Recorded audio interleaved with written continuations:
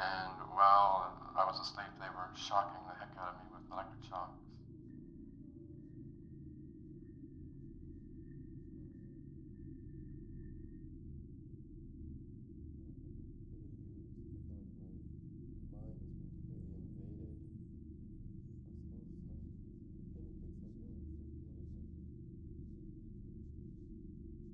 Clarkson. Tonight we report on a secret CIA research project carried out in Montreal in which mental patients felt they were used as the CIA's guinea pigs. They kept you asleep for 23 days, and while I was asleep, they were shocking the heck out of me with electric shocks. The CIA was interested in Dr. Cameron's work on psychic driving because it could give them an idea of where the personality could break or be stressed.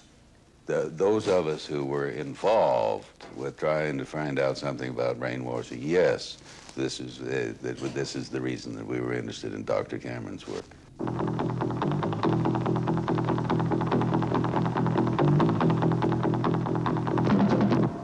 The American Central Intelligence Agency has been accused of manipulating citizens of countries all over the world, including Canada. At the moment, a number of Canadians are considering suing the CIA. They believe they are victims of covered CIA experiments.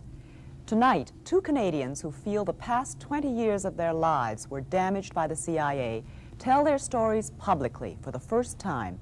They believe they were part of a CIA project called MK Ultra, a research project so secret that even the Canadian government was not informed that the agency was funding activities in this country. The CIA was seeking a new weapon, aimed not at the body, but at the mind. Americans became obsessed with brainwashing during the Korean War. Prisoners of war returned home denouncing the American way of life. Hearing them parroting propaganda, the CIA became convinced the communists had found the key to brainwashing. Now the Americans had to unlock the mystery of mind control. There was great worry that the Soviets had developed rather esoteric and unusual methods of so-called brainwashing people. The purge trials... Dr. John Gittinger was the CIA's chief psychologist for 25 years. There was continued pressure put upon anybody within the agency in connection with trying to explain or understand brainwashing. So we were charged with rather an elaborate attempt to try to find out chemical, psychological, any kind of means that people could use to influence the behavior of the people. Nothing seemed too bizarre. To find out if sex could be used in spying, the agency studied San Francisco prostitutes and their clients. Using unwitting human beings as their guinea pigs, the agency tried everything: drugs, hypnosis, electroshock. Under code names like MK Ultra, the CIA spent 25 years and $25 million on secret mind control research. Brainwashing could be a powerful ideological weapon, and the U.S. had to have it. And when the agency didn't undertake its own studies, it funded someone else's. Thus, the search for mind control brought MK Ultra to Canada, to Montreal. Even in the Cold War years of the late 50s and early 60s, most doctors and academics would have been embarrassed to have found that an organization of spies was openly paying for their research. So the CIA set up a number of fronts, respectable foundations like the Human Ecology Fund.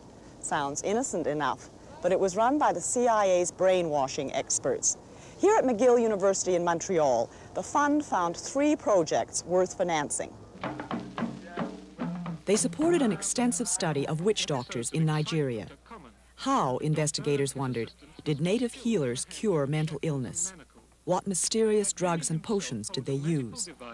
Used to bind up excited patients. A sleeping potion is then administered.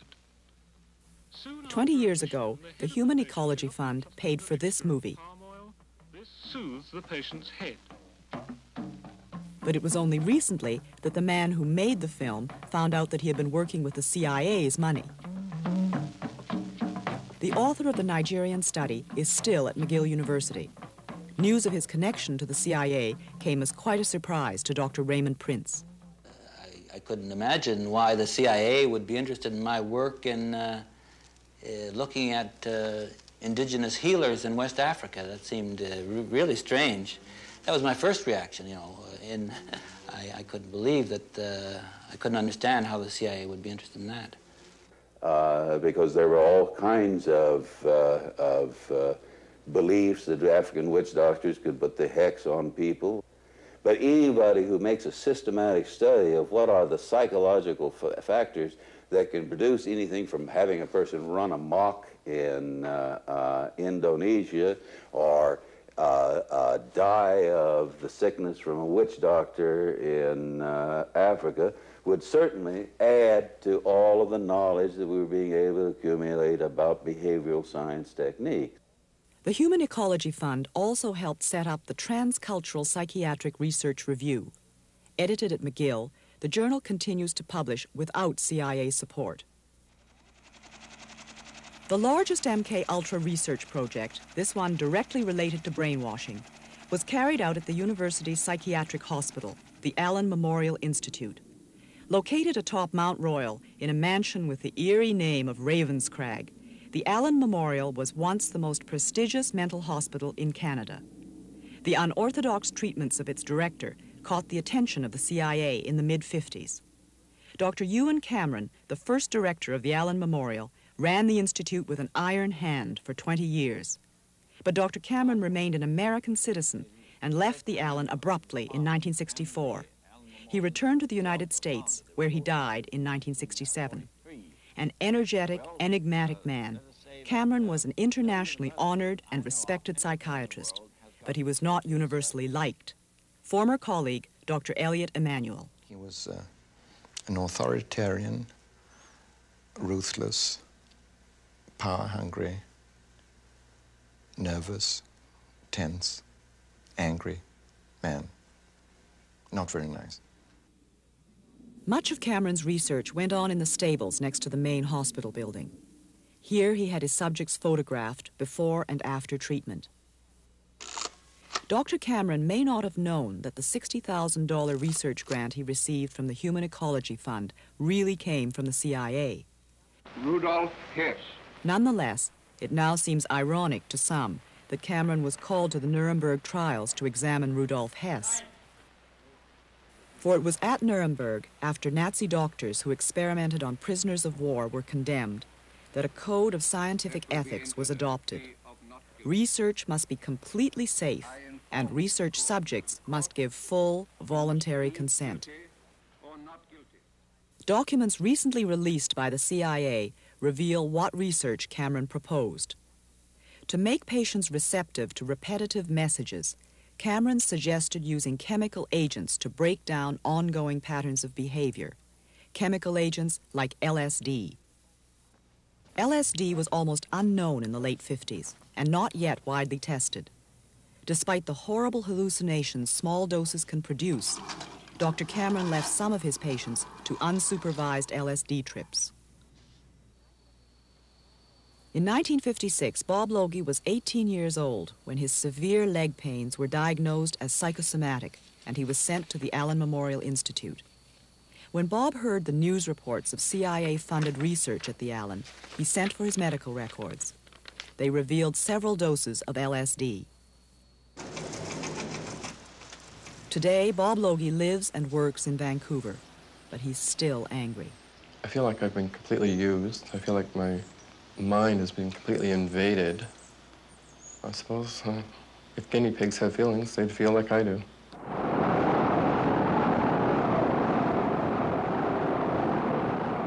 LSD trips were terrifying to patients who had never heard of LSD and who had no way of knowing why their world was suddenly upside down. Hallucinations last for hours. Experts say this is what an acid trip would look like if it could be filmed.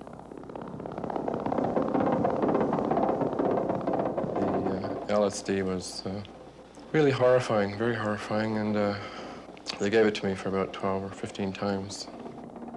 One minute I would see the doctor there, the next minute I wouldn't see him there, and they were asking me all kinds of questions, and I remember them telling me that I was getting smaller and smaller, and I really felt myself getting smaller. and they were bringing me back in time, way back, you know. At one point, I almost felt like I was just about to be born, really, that far back in memory. And they were really, really probing, asking all kinds of questions, and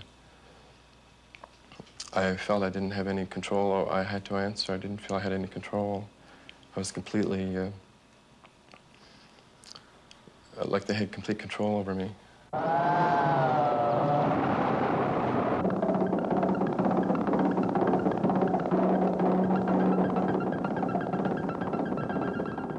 Bob's leg pains were eventually treated with cortisone, but the effects of the LSD stayed with him, and soon he was back in the hospital.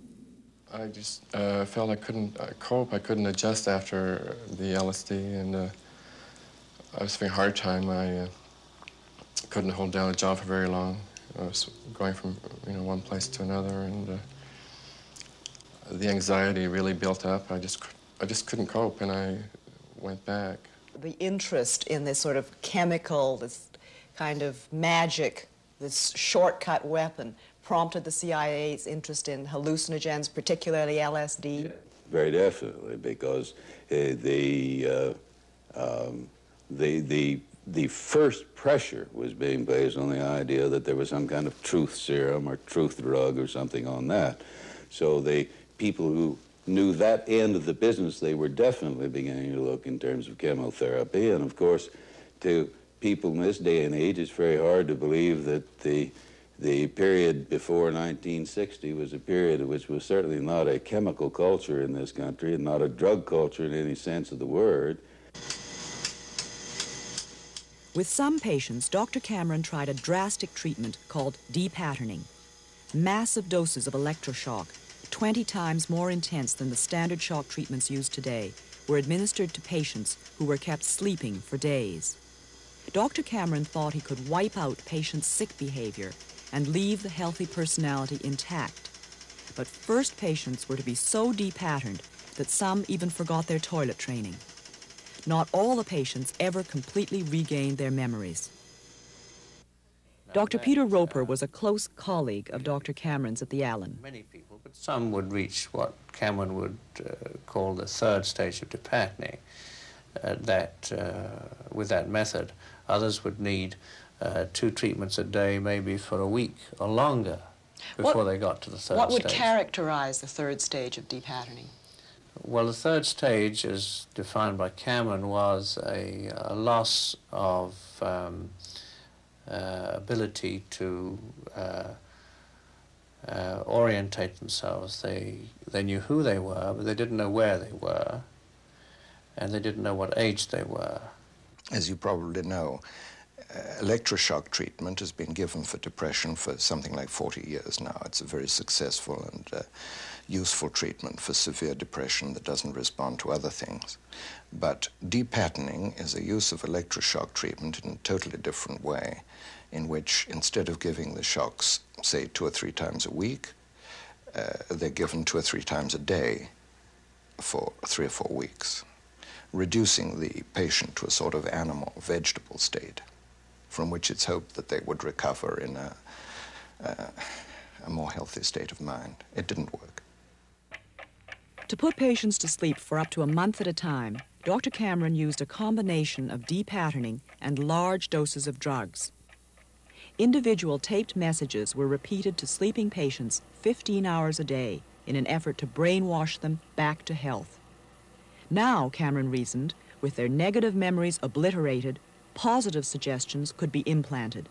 Suggestions like, begin to assert yourself, express your anger. Dr. Cameron called his technique psychic driving. Bob Logie had driving therapy when he returned to the Allen in 1959.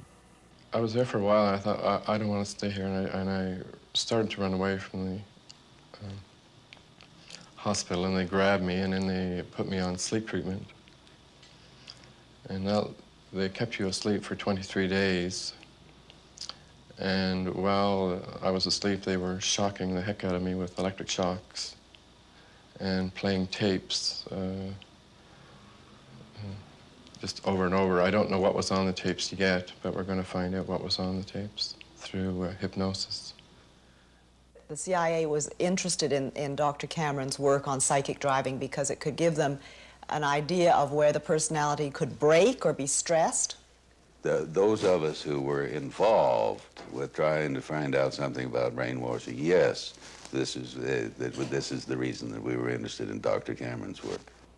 Patients came to the Allen Memorial Institute from all across Canada. Dr. Ewan Cameron, it was said, would give them the best psychiatric care money could buy.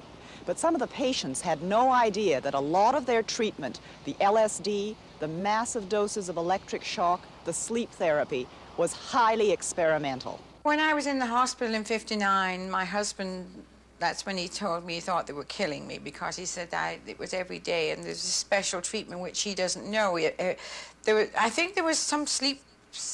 I was always asleep. He used to call the hospital. I couldn't have any visitors for 3 weeks, you see. Hilda Bernston was at the Allen Memorial in 1959 as Dr. Cameron's patient. She's convinced that the sleep treatment she received was depatterning. Her memory remains severely damaged. Mrs. Bernston was an English war bride. She and her Canadian husband went to Montreal in 1945 to raise their family. After a nervous breakdown, she was hospitalized at the Allen. It's 3 weeks that was out of my life as far as I'm concerned, because I can't remember anything about it. I didn't know my husband and my children, my brother-in-law and his wife. And my sister-in-law at that time, when she saw me, she cried. My brother-in-law told me this when she saw me. She's a registered nurse, too, and she said she'd never seen such a change in a person in 3 weeks. But I looked really dreadful. I still can't remember my aunt being with us. I look at the pictures that we took when she was here. We took her to the New York, and we were at the museum there. I look at the pictures, and I still can't remember her being with us. And she was with me for 3 months. And this aunt was my mother's sister, who was very near and dear to me. Dr. Emanuel thinks Cameron's use of extensive electroshock, depatterning, was somewhat unethical. The quantity, the frequency, the intensity, and the sort of animal state to which it reduced the patients. What you're really saying is that the doctor knows that by doing it that much to somebody, there's going to be an effect? Is that... Indeed. And with little promise of cure. Hope, but as it turned out, it wasn't, and it didn't become an accepted psychiatric treatment. So many patients were left with some amnesia after depatterning that the Allens stopped the treatment when Ewan Cameron left. Under the new director, Cameron's disciples would come to regret their enthusiastic use of depatterning. Dr. Peter Roper left the Allen Memorial in 1967. What were the circumstances of your leaving the Allen?